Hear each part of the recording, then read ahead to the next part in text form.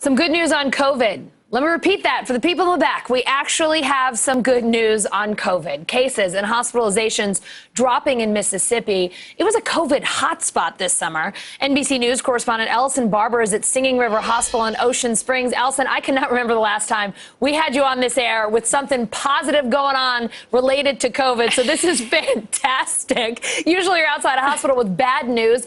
When you were there last month, all 3 hospitals were out of ICU beds. So tell us the bright spots. How are they doing now?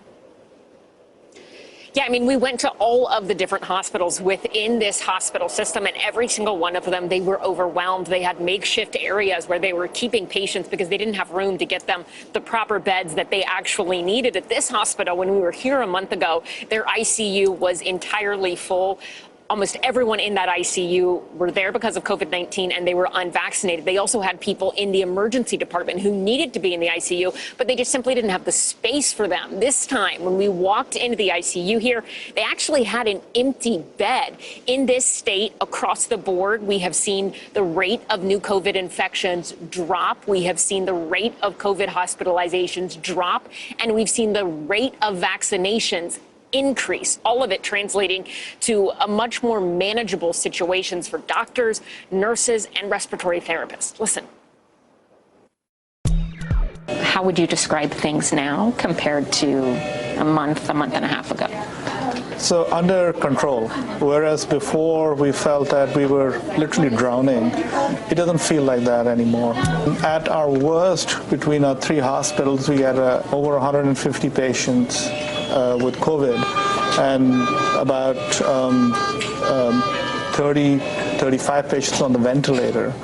We're now down to just 43 patients between the 3 hospitals.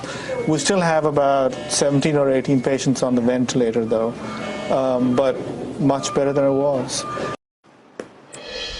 And Dr. Babar, who you heard from there, he said that he thinks it's kind of a combination in terms of why things are improving right now, of vaccination rates increasing, more people getting vaccinated, and also natural immunity rising because so many people in the state have been sick with COVID-19. He was very careful, very diligent to remind us, and also he says he constantly reminds his patients of this as well, that even if you have had COVID-19 and you think you have natural immunity, they are still advising people to get vaccinated, and that's for a couple of reasons. One is that there have been a number of studies that have shown the antibodies you get from natural immunity are not nearly as strong as the antibodies you get from any of the available COVID-19 vaccines. There's also a new study that just was released by the CDC this month that showed the antibodies you get from natural immunity, it really varies person to person. In that CDC study, 36% of people who previously had COVID-19 did not develop any antibodies, but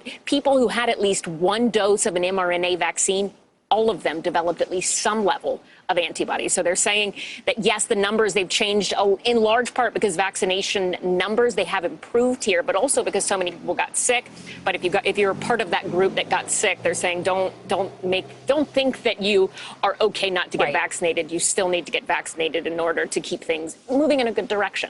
Allison. Right, so let's talk more about the vaccination numbers in Mississippi because they're not so great. Only 43% of adults there are fully vaccinated. That puts Mississippi in the bottom 5 states in the country. It's an improvement, I understand, but still not great. You spoke with a respiratory therapist, though, who thinks the tide is turning. So what is changing there?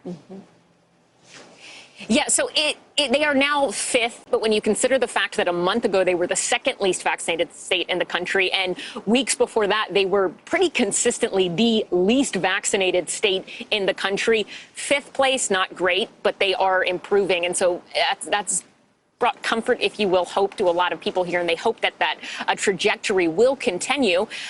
Some of the reason why people think that more people are opting to get vaccinated is because they have seen and they've heard reports about what is happening inside hospitals, how serious the Delta variant was, and they also know someone, particularly in this state, who was impacted and got very sick because of COVID-19. The respiratory therapist you mentioned, we talked to her last time, and she told us that she'd heard from friends after talking to us, and they were maybe changing their minds. Listen.